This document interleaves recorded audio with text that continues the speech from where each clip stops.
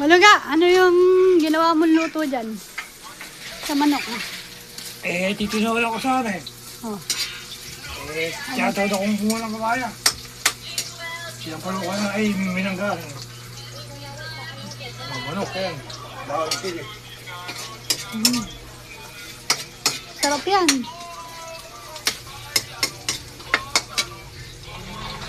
Sarap sa sinampalukan, makasinampalukan man lang. Powerful. Puro, Nagkaroon ng konting budget. puro adobo eh. Adobo. May sabaw na, nang nagkakasabaw yung ating ulo.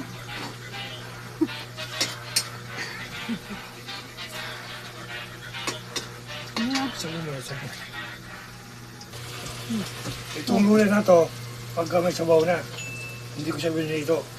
Pero may pritong luya, ano? Itong luya, ayun.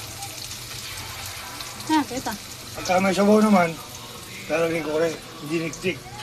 Para malasa. Hindi yung matanggal yung lansa ng manok. Yan.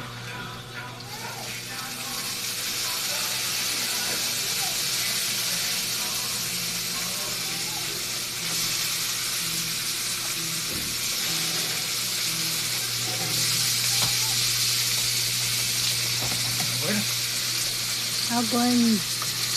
Babayu. Yan, lalagay ko na yung dinigri kong luya. Hindi siya prito. Kasi pagka may sabaw na ganyan, isabaw na.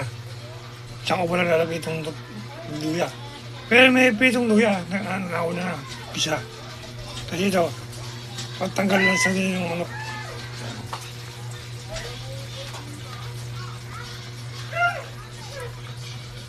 Yan. Ganyan ako magluto ng may sabaw ng manok.